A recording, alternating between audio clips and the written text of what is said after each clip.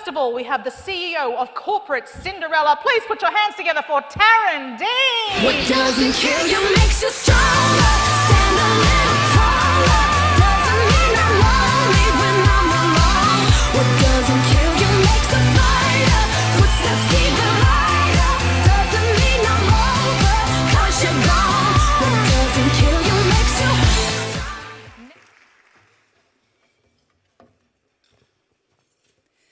You do have to be an iron lady to make a mark.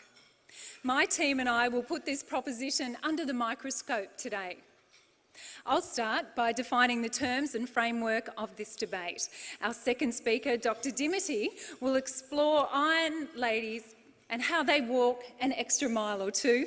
Our third speaker, Fiona, will cast the winning shot as she highlights wonderful iron ladies who are making a difference today. Iron appears everywhere. It has multiple uses. It describes people, places and behaviours.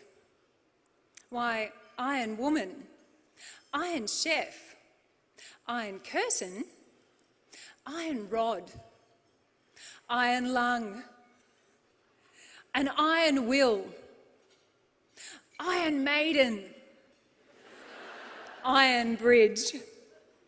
Common to all is the essential character of iron, strength or fortitude.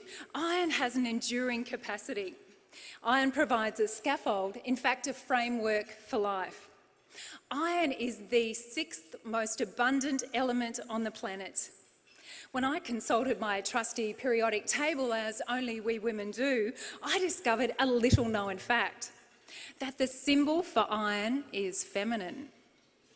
Why look, Fe, an iron will, female Fe. I know, no mere coincidence. What's more, if you are iron deficient, you cannot operate to your potential. You cannot make a mark.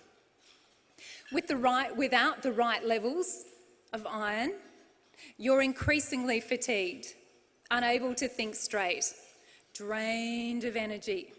You experience increased stress and you're simply unfocused. It is important to supplement your life with clarity, courage, humility, wisdom, compassion and strength. Now, let's look at the word mark. Making a mark is to leave an impression, a legacy, footprints for other people to follow. To make a mark is to inspire, equip, empower. It is to influence change. It is to have your voice heard and to be a voice for others. It is to act with an enduring spirit that just won't quit. To make a mark, you need an iron fortitude. My question to you is, what mark are you leaving? We are celebrating International Women's Day because other women have walked ahead of us through time. In the face of personal opposition, they demonstrated that an iron fortitude is to be revered, not feared. They stood on the courage of their convictions and pursued a goal far greater than themselves. We too are compelled to embrace principles, courage, strength, wisdom and confidence. You and I need to draw on iron fortitude every day to make a mark. State elections are coming up in a few weeks' time. In fact, I received a postal vote application to my letterbox recently. It directed me to sign here or make my mark. Many sisters around the world don't have the opportunity to vote, and to change that will require a number of iron ladies to go on making their mark. The Nobel Peace Prize winners of 2011 were three amazing iron ladies: Ellen Johnson Sirleaf, Lima Bowie, Tawakkol Karman, in acknowledgement of their non-violent role in promoting peace, democracy and gender equality. You and I might think that it is our right to access these freedoms of peace, democracy and gender equality. For these ladies and others, claiming this freedom required iron fortitude, strength and iron will. You and I might live here in relative peace. We may have the right to vote, but we will need to draw on iron fortitude to change our local reality from the polling booth to the boardroom.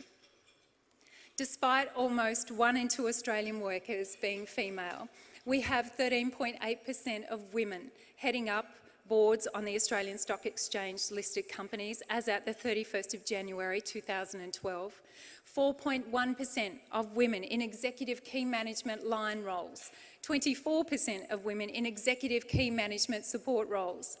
There's been plenty of talk about addressing inequality at this level.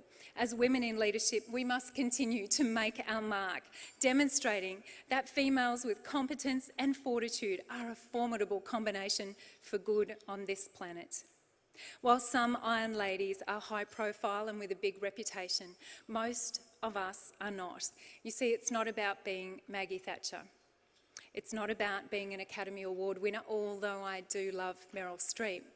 Nor is it about being a mining magnate like Gina Rinehart.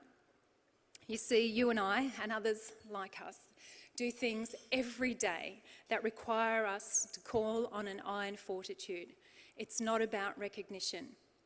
Whether you are at work in corporate land or family land, you have a choice every day to draw on iron fortitude that equips you to stand the test of time and be the scaffold for the people around you. To choose to have the courage of your convictions, working together for the greater good, standing on your values and advancing. Please understand, you will be challenged, you will encounter opposition, you may face deliberate assaults against your values and your identity. You will have to make a choice, as you will here today, to not lie down in the face of opposition or to retreat, but to press on.